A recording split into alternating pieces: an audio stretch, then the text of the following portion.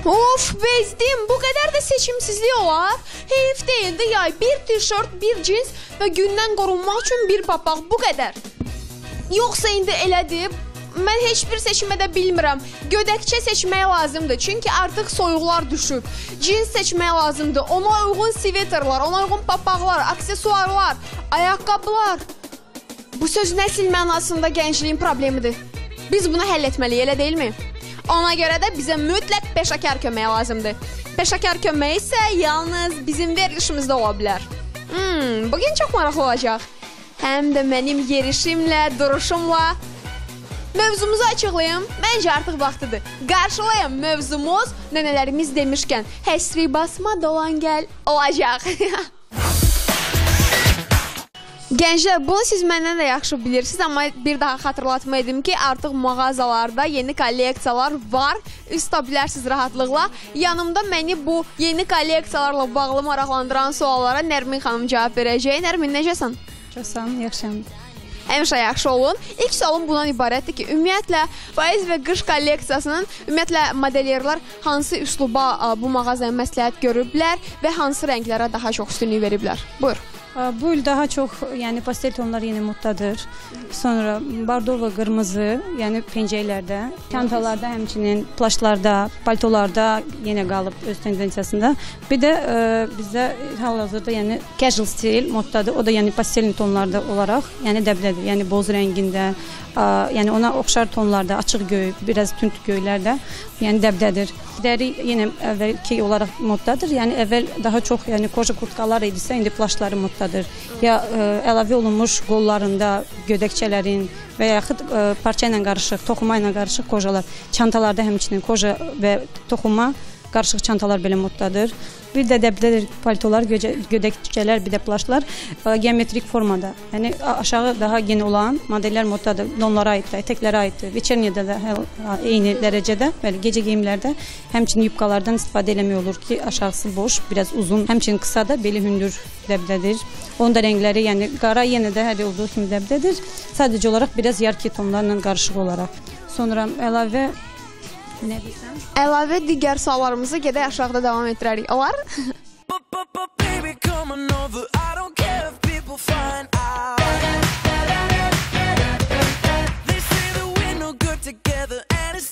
Nərmin, ümumiyyətlə paytaxt gənclərinin geyim və rəng zövqü bir satış meneceri müavini kimi səni qane edir? Əlbəttə bizim xanımlarımız həmişə gözəl geyinir, gözəl görürsənir və özlərinə baxımlıdırlar deyə. Yəni həmişə qəşəng görünürlər. Bəs bəylər haqqında da bunu deyə bilərsən? Bəylərimiz də bəli, əvvəl biraz az olsa da, indi daha çox oğlanlar da yəni özlərinə fikir verirlər. Məsələn, onlar mağazaya gələrkən, seçimləri edəndə siz heç onlara kömək edirsiniz müəyyən rənglər və yaxud da bir uyğunlaşma barədə? Bəli, əlbəttə bu ona həmişə fikir verilir. Məsələn, necə olur bu hadisə? Yəni, İstərsəmiz müştəri hansı ayaqqabını bəyənəndə ona uyğun gödəkçəsini, aksesuarlarını və yaxud şalvar uyğun verilir.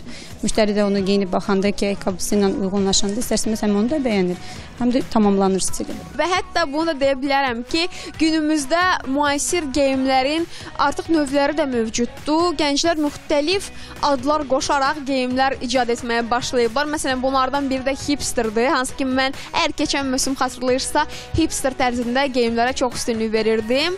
İndi biraz böyümüşəm, bəli bu belədir. Hipster tərzi ilə tanış olmayanlara istəyərdim ki, Nərminlə burada hərəmiz özümüz üçün ağlımızda yaranan bir hipster tərzində geyinən gənclər üçün bir stil formalaşdıraq və sizə onu təqdim edək. Bilin ki, yəni belə geyimləri tapmaq heç də çətin deyil. Getdik.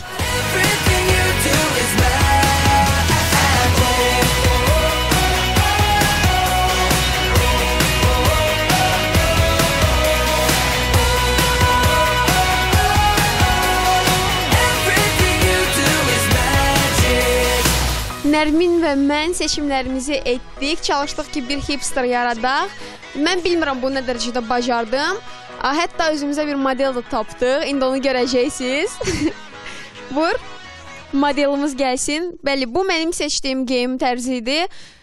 Düzünü deyim ki, axtarışlarım nəticə vermədi. Çox gözəl bir modeldir, çox tərz oldu, lakin hipster yarada bilmədim. Bəli, mən nəsə bunu bacarmadım bugün. Lakin Nərmin öz seçimlərini edib, hələ onu görməmişsiniz. Az sonra görəcəksiniz. Nərmin, öz fikirlərin var əlavə etmək istədiyin? Yaxşı geyindirmisiniz. Bu qədər. İndi sənin geyimlərini də görəcəyik. Modelimizi də adını öyrənək. Orxan. Orxan, bəyəndin öz geyimini, tərzini, mənim seçim etdiyim geyimləri? Olar. Bundan sonraki geyimlərdə sürüsüz modeller kimi dəvət edəcəm. Çox sağ ol. Təşəkkür edirəm. Buyur o zaman sən eyni deyiş. Nərminin də seçdiyi geyimləri görək o hipster yaratmağı bacarıb. Tell me what to think, I'm one of your kind. You know a girl like it is difficult to find. I bet you never seen nothing like this before. I bet you never met someone who loved you more. You know that I'm a witch and I can read your mind, boy. Why do I have to say I'm on board? Model kimi ixtiyarımızda olan Orxan, Nərminin hazırladığı tərzlə qarşımızda olacaq, elə indicə. Buyur Orxan. Nərmin, nə fikirləşirsən öz tərzin barədə? Fikirləşdiyim odur ki, yəni bu ilin dəbində olan bu rəngləri müştərilər və ümumiyyətlə sizi izləyən tamaşaçılar görə bilər. Bu üstündə olan o yaşıl bu il dəbdədir. Bardovada bayaq qeyd eləmişdim sizdə ki, dəbdədir. Həm qırmızı, həm bardovu. Bəli, həmçinin də bu tünd şabalıdı rənglər də həmçinin dəbdədir. Yəni dəri olaraq da dediyim kimi dəbdə olduğundan uyğunlaşır. İkimiz də vaxtımız çox azacıq olduğundan hipster tərzini sizə tam belə 100% şəkildə göstərə bilmədi. Lakin əgər ikisi arasında seçim etməli olsaq, mənim fikrimcə Nərmin bunu daha çox bacardı. Bəs Orxan nə düşünür öz tərzi barədə? Hansına daha rahat hiss etdi özünü və s.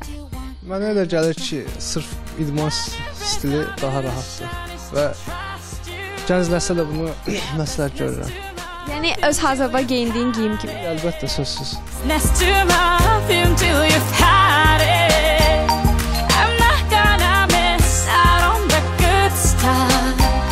The grass is much greener with us on it.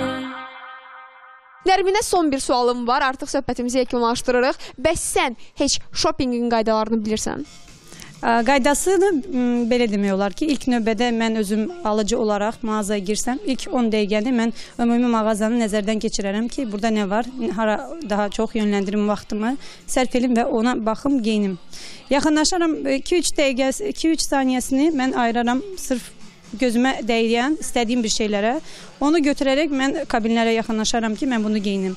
Və bu mağazanın satış məsləhətçisi mənə onu yaxşı tövsiyə etsə və özümü onu doğrudan da özümdə rahat hiss eləsəm, bəyənsəm, mən onu alıb tez bazarda ödənişini eləyib çıxa bilərəm oradan. Doğrudan da həyatda çox qəribə qaydalar var. Lakin mən shoppingin qaydası olduğunu heç bilmirdim. Çünki mağaza girdiyim anda özümü itirdiyim an eynidir demək olar ki, shoppingin qaydalarını mənim fikrimcə hər zaman ən yaxşı Maq Rəhman bilir. Gəlin onun araşdırmasını izləyək. 1, 2, 3, 4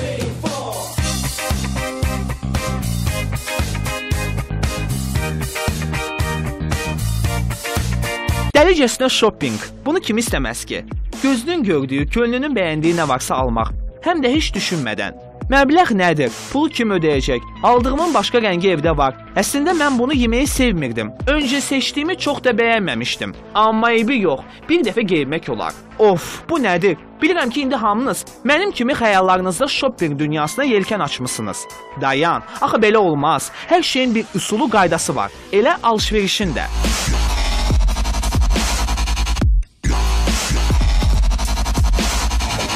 Alışverişə getməzdən əvvəl etməniz lazım olan ilk hərəkət ehtiyaclarınızı təyin etməkdir. Məsələn, düşünürsünüz ki, sizə yeni əlbisə, ayaqqabı, maraqlı aksesuar və dəbli cins şalvar lazımdır. Yaxşı-yaxşı fikirləşin. Əminsiniz, bəlkə qarderobunuzun qarşısına keçib oranı bir daha gözdən keçirəsiniz. Amma iş rejiminizi, fəsli, almaq istədiyiniz geyimə alternativ variantların olub-olmadığını nəzərə alın. Qərarınızda qətisinizsə, deməli siz ağıllı alışverişə hazırsınız.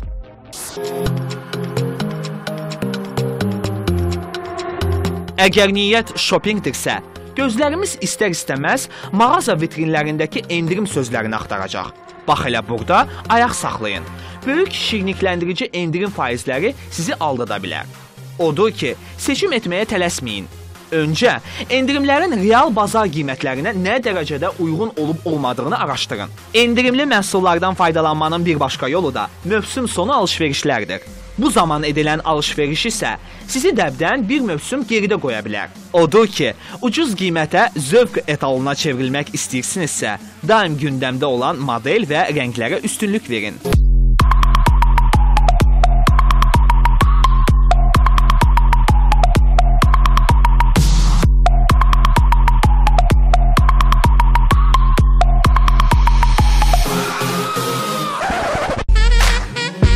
Davamlı olaraq alış-veriş etdiyiniz mağazalardakı satıcılarla səmimi münasibət qurmaq sizin işinizə yarayacaq. Xüsusən də alış-verişə tək çıxırsınızsa. Sujetimin sonunda isə çox önəmli daha bir shopping qaydasını siz magiların nəzərinə çatdırmaq istəyirəm. Deyirlər, məsləhətli don gen olar. Bu misal lap yerinə düşdü. Alış-verişə çıxarkən ən çox diqqət yetirməyiniz lazım olan şeylərdən biri də şübhəsiz ki, paltar seçiminiz olmalıdır. Çıxarıb geyinməsi çətin olan paltarlardan uzaq dayanmalısınız. Çünki bu tərs geyimlərə görə soyunub geyinmə otağında daha çox zaman itirə bilərsiniz. Mag Rəhmandan shoppingin qaydalarını öyrəndik və gördüyünüz kimi artıq studiyamızdayıq. Növbəti qonağımızı dəvət edə bilərəm, lakin onu qeyd etməliyəm ki, fikrimcə o biraz fərqli düşünür və ara-sıra shopping edir. Çünki onun shoppingə heç ehtiyacı olmur. Əksinə, onun hazırladığı geyimləri çox böyük həvəs və zövqlə alıb geyinənlər olur. Qarşılayaq Azərbaycanın tanınmış modelyeri və sənətşünaslıq üzrə fəlsəfə doktoru Gülnarə Xəlilova. Buyurun.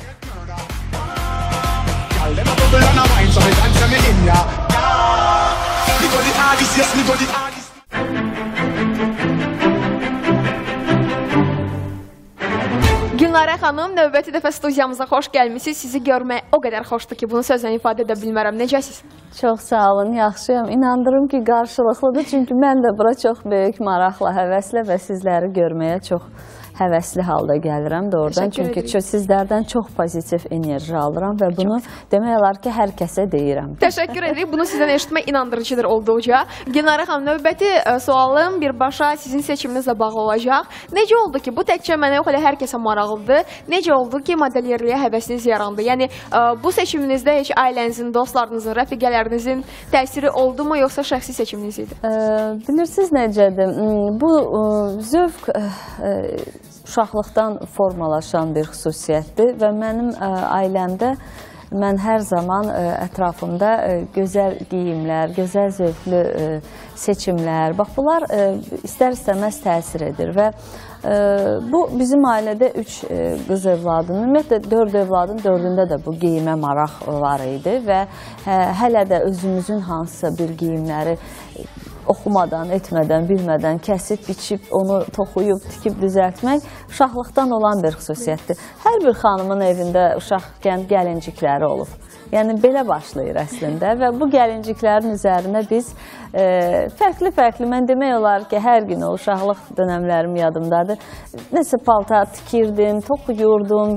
Bunların bir neçə, hər kuklamın, hər gəlinciyimin bir neçə geyimləri var idi ki, mən səhər ona bir geyim geyindirirdim, gün orta onun geyimi dəyişirdim, axşama bir geyim geyindirirdim. Yəni, bax, belə-belə bu həvəs var idi. Amma bu həvəs hər birimizdə olur. Amma bu həvəsin həqiqətən sonra böyüdükcə öz geyimlərimizdə, öz üzərimizdə etdiyimiz o eksperimentlər, maraqlı geyim formaları bu ətraf aləmin nəzər diqqətini cəlb eləməyə başladı və hamı çox bəyənirdi və çox xoşuna gəlirdi ki, qeyri-adidir, nəsə maraqlıdır. Mənim anam da hər zaman, yəni onun da dərzisi var idi və o çox belə zövqlü xanım idi və öz maraqlı hər zaman parçalardan maraqlı geyimlər tikdirərdi və əlbəttə ki, bunları görərkən istər-istəməz bizdə də bu həvəs, bu maraq yaranırdı və İndi ananız seçimini sizdən yana edir, yoxsa yenə də həmin dərslər mənim anam elə buradan ona salamlarımı biz də salamlarımızı göndəririk. Xanım çox zövqlü xanımdır. Bugün də inandırım ki, o zövqündən, o yaxşı geyim həvəsi, gözəl geyim həvəsi onun bugün də canında, qanında var və hər zaman yəni düzgün geyimlər seçir, geyinir və gözəl bir xanımdır. Allah bütün anaların canını sağ eləsin. Mən Azərbaycan o dövrdə Nəsrəddin Tusi adına Pedaqoji Universitetin Pedaqoji Psixologiya fakültəsini bitirmişəm və bununla yanaşı, amma yenə də dayanmadan, yəni iki günə bir kofta, bir gecəyə bir nəsə hazırlayıb geyinirdik. Və zaman belə gəldi ki, artıq bir bəlli bir dönəm və mən dedim ki, yox, bu işləri profesional şəkildə başlamaq vaxtıdır və əlbəttə ki, mənim ailəm mənə dəstək oldu, mənim doğmalarım. Neçə yaşınızda başladınız? Mən profesional olaraq 2000-ci ildən artıq fəaliyyətə başladım. 14 ildir artıq. Bəli, 14 ildir. Və bugün öz sözünü deyən modellerlərimizdənsiniz, onu da qeyd etməliyəm. Gülnarə xanım, bu yaxınlarda hətta bizi, ölkəmizi Çində təmsil etmişsiniz. Bu barədə geniş məlumat vermək istərdiniz? Niyə istəmirdim ki? Ümumiyyətlə, bizim demək, sentyabrın 2-si və 5-i bu günlər arasında keçirilən beynəlxalq Avroviziya, 3-cü Avroviziya İpək Yolu Festivalında iştirak etdim və haradasa 43 geyim aparmışdım Azərbaycandan ora və maraqlı bir tədbir keçdi. Çünki bir çox ölkələrdən orada dizaynerlər var idi, Fransadan, Rusiyadan, Qalandiyadan, Özbəkistandan, Qazaxıstandan, Qırğızıstandan, Çindən, sonra baxmayaraq ki, Çinin özündə idi, Urumçi, Çinin Urumçi şəhərində idi bu. Uyğur türkləri olan, bax bu Urumçinin öz dizaynerləri, yəni çox böyük bir, maraqlı bir festival keçdi həqiqətən və bu festivalda mən əlbəttə 3 kolleksiya təqdim elədim, sırf parçadan, bəzənmiş parçadan hazırlanmış. Monitorda gördüyümüz hazır sizin əl işinizdir. Bəli. Çox gözəl, çox zövqlü. Və ikinci hissədə toxunma geyimlərlə dərilərin və parçaların qarışıq olan bax bu kolleksiya, stilizə olunmuş kolleksiya. Sonda isə sırf mənim məhz sənətə gəldiyim toxunma, sırf əl işlərindən olan kolleksiya ki, bax bu kolleksiyalar nümayiş olundu, göstərildi və çox maraqla qarşılandı. O şəhərdə çox böyük bir ticarət mərkəzlərinin rəhbərləri ilə görüşlərimiz oldu və hətta yeni bir, maraqlı bir orada ticarət mərkəzi tikilir və bizə təkliflər olundu ki, onlar çox istəyərdilər ki, həmən ticarət mərkəzində məhz bizim butiklərimiz olsun. Ölkəmizdə gənclərin bu dəfilələrə marağı sanki getdikcə artır. İstəyərdim ki, hazırda studiyamızda kiçik bir dəfilə edək, sizin kolleksiyanızdan ibarət. Qızlar gəlsin.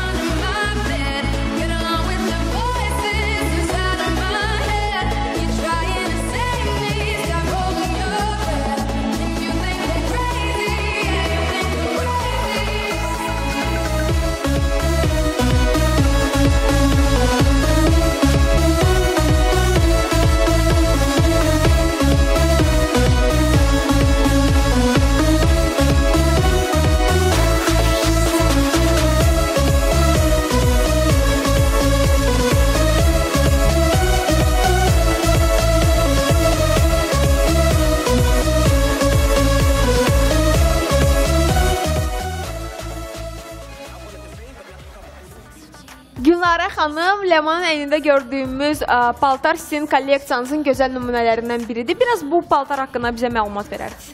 Bilirik ki, bir neçə ildir ki, artıq dəri geyimlər dəbdədir və dəri geyimlərlə yanaşı çiyinin həcmi geyimlərdə fikir veririksə çiyin həcmlidir və ətəkdə tam iri kəsimli polni kloş kəsimidir və bu kəsimdə və bu uzunluqda çox gündəmdə olan bir uzunluqdur və mən onu da qeyd eləmək istəyirəm ki, bugün bizim gənc qızlarımız, məhz biz özümüz xüsusən peşəkar modellərdən istifadə etmədik ki, bax bu gəncliyimizin əynində bu libasların necə səmimi, təbii halında necə görünməsini məhz tamaşaçılarımız da izləsinlər. Əslində bu da onun göstəricisidir ki, hər kəsə yaraşır. Bəli, elə bil ki, onun əyninə biçilib, onun əyninə tikilib. Əllərinizə sağlıq. Sağ olun. Əla hazırlanın. Növbəti modelimizi də görək, Saşanı dəvət edirik. O da sizin kolleksiyanızın bir nümunəsini nümayiş etdirsin.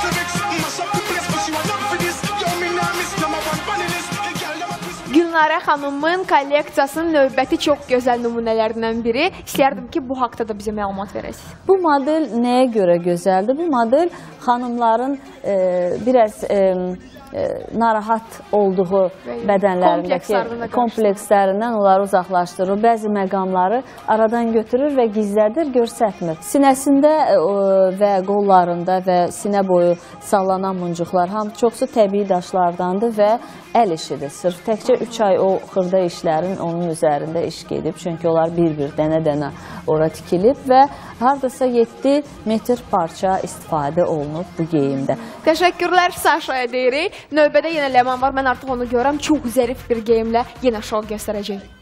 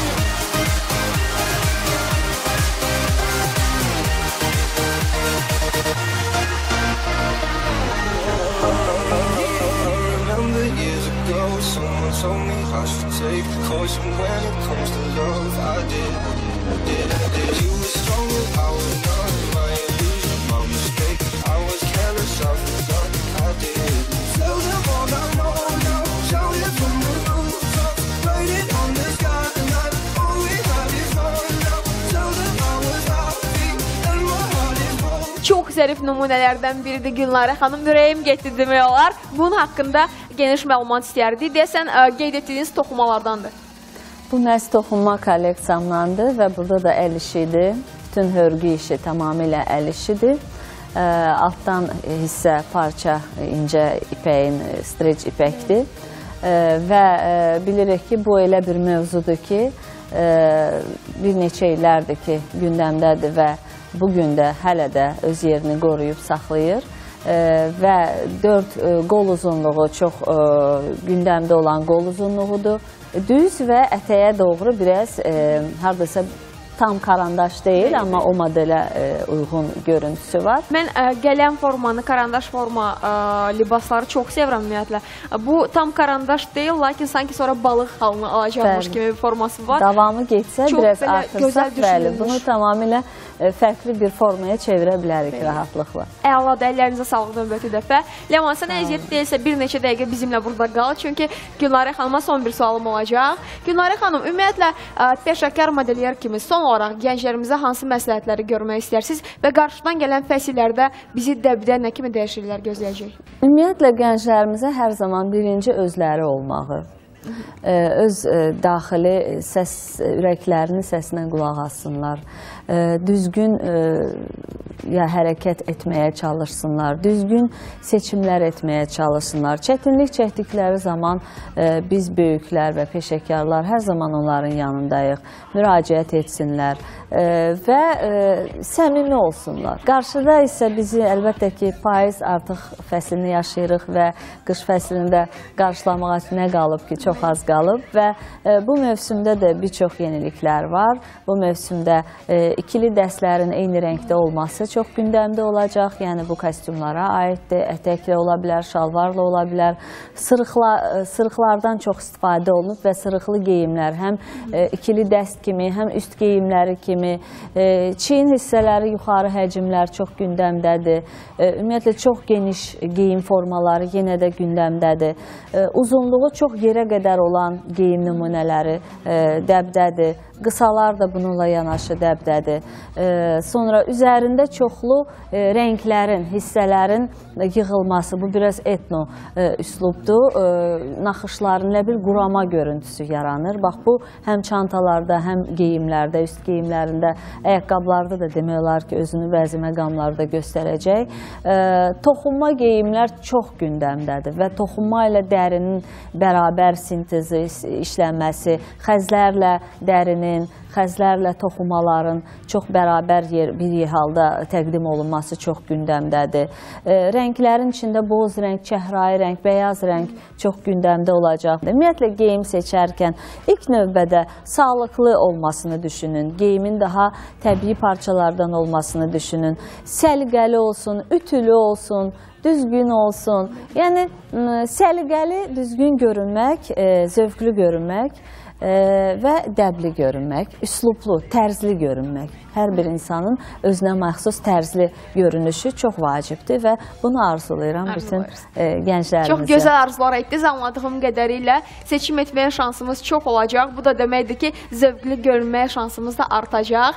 Təşəkkür edirəm Gülnarə xanım. O qədər önəmlisiniz ki bizim üçün, o qədər vacib mövzularda vacib söhbətlər aparırsınız ki bizimlə. Vacib məlumatlar ötürürsünüz gənclərimizə, gəncliyimizə, hər kəsə. Ona görə sizi tezliklə görüşənədək deyib yola salmaq istəyirəm. Təşəkkür edirik sizə, çox sağ olun. Mən sizə təşəkkür edirəm. Buradan hər kəsi salamlayıram bir daha. Sağ olun. Bütün paltarlar hamıya yarışa bilməz. Sadəcə bir paltardan başqa kimliyindən asılı olmayaraq, istər xanım olsun, istər bəy. Yalnız hərbi geyim sanki hər bir kəsin əyninə biçilib. Əgər vətən sevgisi ilə geyinilirsə, vətəni sevənlərdən danışacağıq. Diqqətiniz bizdə olsun.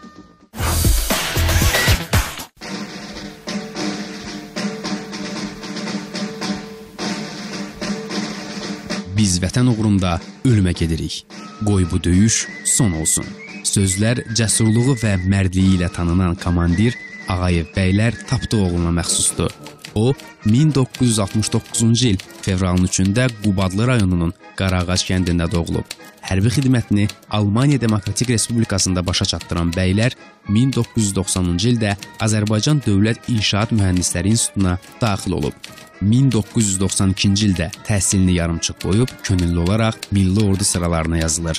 Bəylər Ağayevin yüksək bacarığı ilk gündən diqqəti cəlb edir və o bölmə komandiri təyin edilir. Laçın rayonu uğrunda gedən döyüşlərdə fəal iştirak edən bəylər Səfiyan, Yuxarı Fərəcan, Aşağı Fərəcan və Suarası kəndlərində düşmənin xeyli canlı qüvvəsini və hərbi texnikasını məhv edir. Amma 1992-ci il avqustun 6-sında baş verən növbəti döyüşdə o yoldaşları ilə birgə mühasirəyə düşür. Onlar erməni faşistlərinin xeyli hissəsini məhv etsələr də ölümdən canlarını qurtara bilmədilər.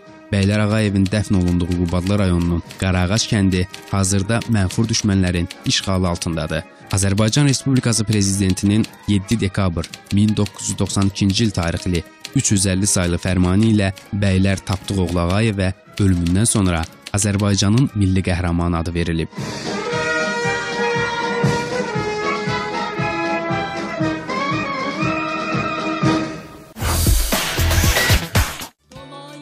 Həsri basmadan dolandığı gəldi. Amma elə etdi ki, yaddaşlara nəsə həkk olunsun. Bugünkü efirimiz də beləcə bitdi. Amma ehtiyatlı olun, həsri basma dolan gəl. Süpürmüşəm sarayı.